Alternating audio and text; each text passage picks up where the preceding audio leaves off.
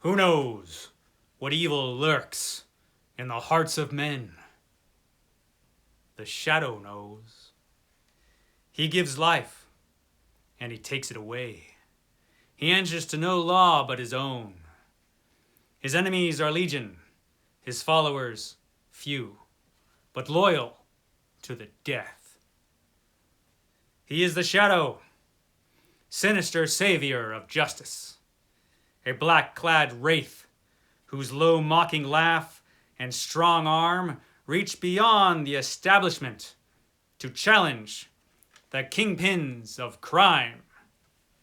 Yes, the Shadow. Great pulp hero, the Shadow. And we'll be talking about him today here at stately Vaughn Manor. This is the second of my videos on the great pulp heroes. Last week I did Tarzan of the Apes.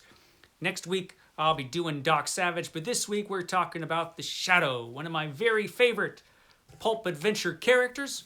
He was fantastic and tremendously influential.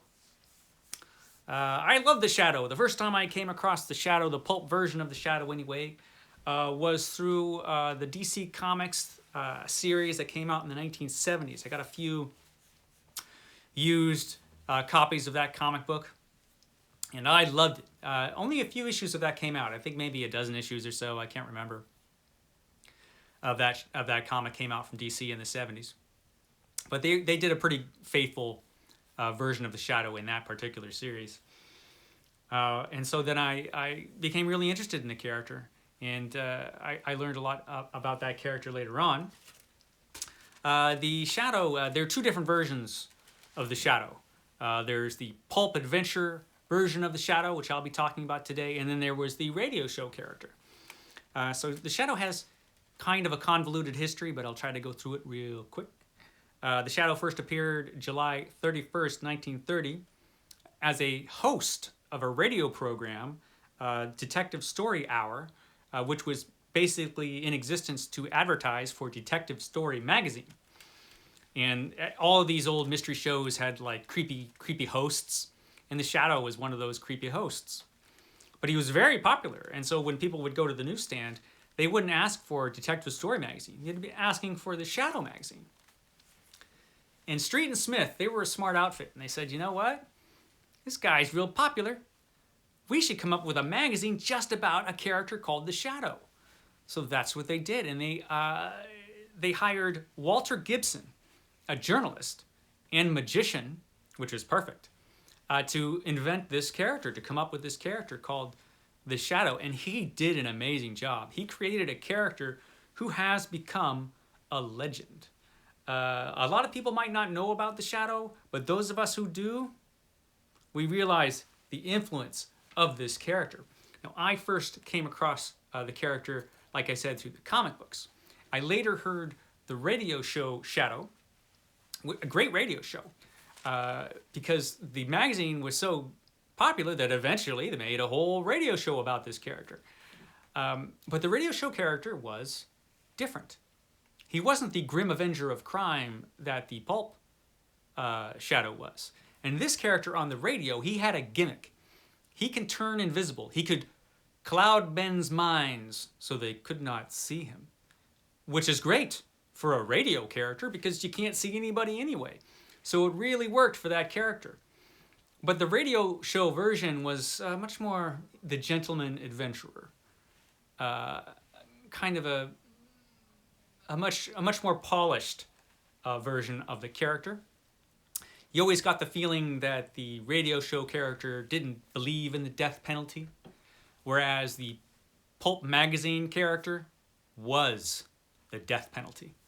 The pulp magazine character, he couldn't turn invisible. He would wear his dark cloak and his slouch hat and be all covered up, have his twin .45 automatics. But if you turned the lights on, there he'd be.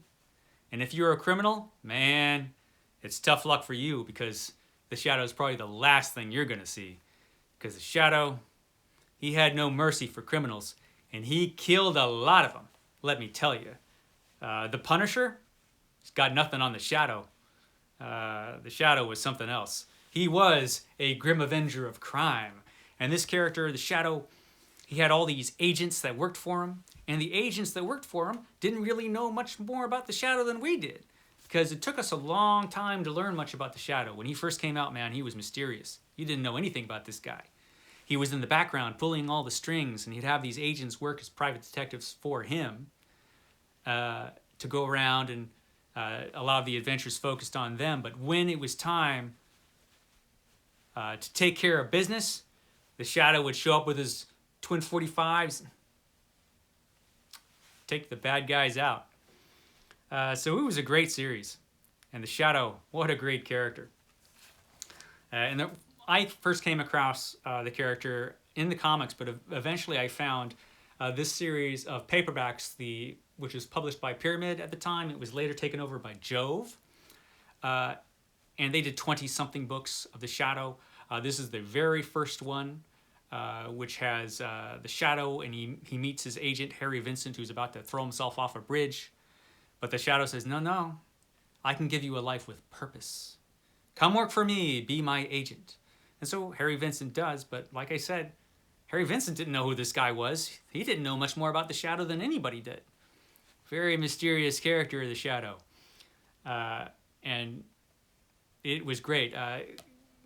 Walter Gibson and some other writers. Walter Gibson didn't write every single Shadow novel, but him and a few other writers did, and they all wrote under the Maxwell Grant house name for the pulp magazine.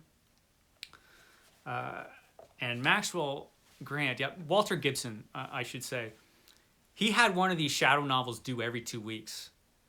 So he would just pump them out, man. And the fact that the stories are of the quality that they are, I mean, they're not complicated as far as the writing is concerned. The prose is pretty straightforward, about as straightforward as you can get the prose of his books, because it had to be, because he was going so fast. But he actually did a fantastic job, because he had a lot of misdirection in his stories. A lot of action, of course, it was a pulp series, so a ton of action, but a lot of misdirection, because he was a magician. And so that was part of his gig, and that's part of what makes his story so special. So just fantastic stuff. So there was 20-something of that series, and then those went out of print, and it was kind of hard to find the Shadow. I found some reprints like this one, which was from Black Mask Online, which I'm pretty sure this series looks pretty good on the inside. They just reprinted the pulp magazine. But I'm not sure that this was legit. I'm pretty sure this might have been a bootleg. But I've got like 20 of them like this. And so these guys showed up and mysteriously vanished again. Because like I said, I don't think they got the rights to do this. I think someone just did this in their basement or something. Who knows?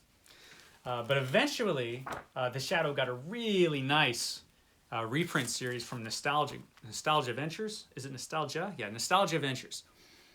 They did a great reprint series of the Shadow. Look at all that fantastic glare. And this is the first volume of that, where each volume from Nostalgia Ventures would reprint 2 adventures of the Shadow, and they'd reprint the pulp magazines, and they would have like a few extra articles in here. They got all the original illustrations from the pulps.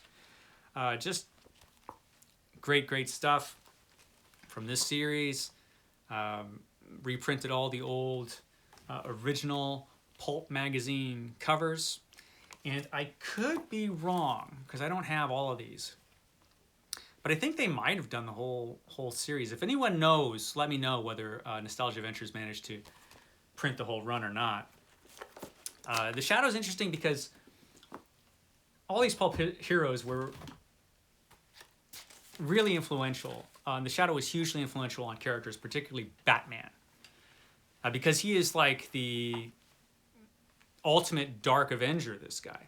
And he's pretty much the archetype for the Dark Avenger character, which Batman took a lot from.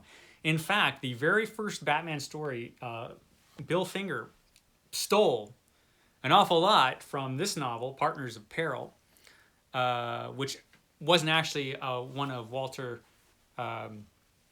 Gibson's stories. It was another writer who did it. But Bill Finger, for the very first Batman story, took the plot and the central situation for that story and just ripped it off from this pulp magazine, which happened all the time. Comic books were always ripping off the pulps.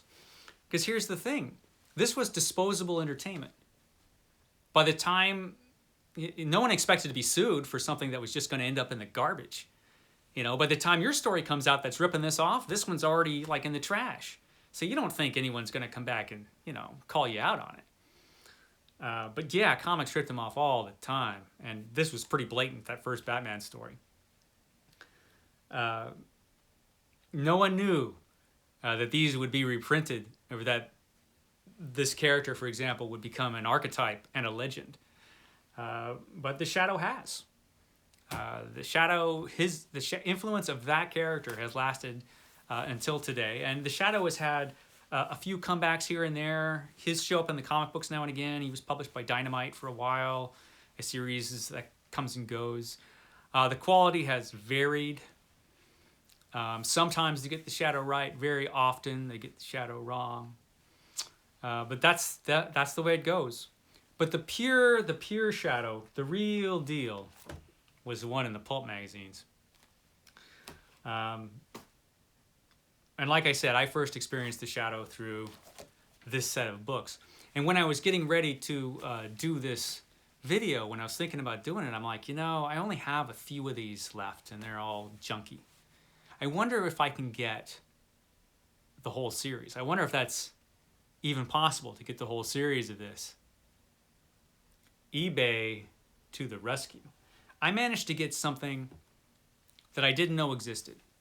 I got something that I didn't know could exist. And that is the whole run, the entire series of the Shadow paperbacks. I got them all. And that's not the remarkable part, that I managed to get in a whole set of these.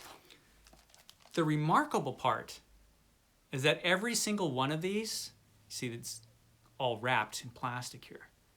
Every single one of these is in mint condition, unread and in mint condition. How does that happen? These books were published, the first one I think was published in 1974.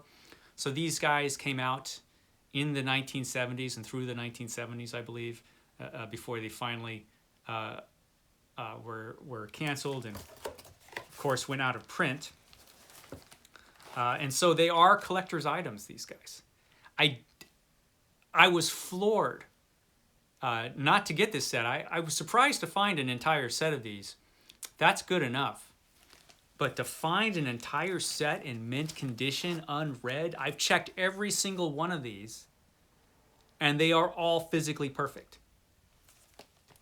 That blows my mind. My mind is boggled that this could exist. It is as if whoever owned these has a time machine, and they went back in time and picked up every single copy or one of each copy as they were published and carefully took it back to the time machine, put it in there and immediately wrapped it up in plastic. God, so good. I mean, this is an amazing find. It's true. This cost me a pretty penny. I will admit that. But, you know, I wanted them, and when I want a book, well, I get it, one way or another. So it did cost me a little bit. I won't say how much, but it did cost me a bit. But, man, was it worth it. The Shadow, original series of paperbacks in mint condition. Amazing. So I don't expect you to be able to find this, because I'm floored that I found it. You probably could find a few of these floating about. But if it were me and I were interested, look at that great cover. Look at that, if you could see it with all that glare and plastic. But if it were me and I was interested in checking out the pulp version of the Shadow, I would hop on the eBay. Look at that. These are so great. They're so great. But I would hop on the eBay and I would look for some of these, and I would get a few of the Nostalgia Ventures ones, because the printing is great. You get 2 shadow stories in each volume. This could be the best version of the reprinting of the Shadow, and I would get a few of these, and I would read those, just so you can get a kind of familiar with this character, because this character, like I said, was hugely influential. You might not see much of the Shadow nowadays. He had a movie that came out in the 90s, which was okay. It kind of combined the radio and the pulp version of the Shadow, and they got his look right. That's for sure. So it wasn't a bad movie. It wasn't great. It wasn't bad. But this is the real deal. The Shadow, like I said, he exists in comics now and again, but otherwise he's sort of disappeared. But definitely a character worth checking out. I mean, this is pure pulp adventure stuff right here. Great, great stuff. So if you can get your hands on some of these Nostalgia Ventures copies, that's probably the way to do it. Yeah. The Shadow. So, I will be doing another one of these pulp adventure videos next week. This was The Shadow. Next time will be Doc Savage. Doc Savage, another great, great, great pulp adventure character. Doc Savage and The Shadow were the two big ones. There were some other ones like the Spider and some others, but The Shadow and Doc Savage, those were the big, big characters that came after Tarzan. So yeah, be sure to check out that one next time. I'll have another video or 2 up this week. I don't know what my next one's going to be about because I just can't remember. But yeah, be sure to come back here to Stately Vaughn Manor. I will be happy to see you next time. Take care, guys.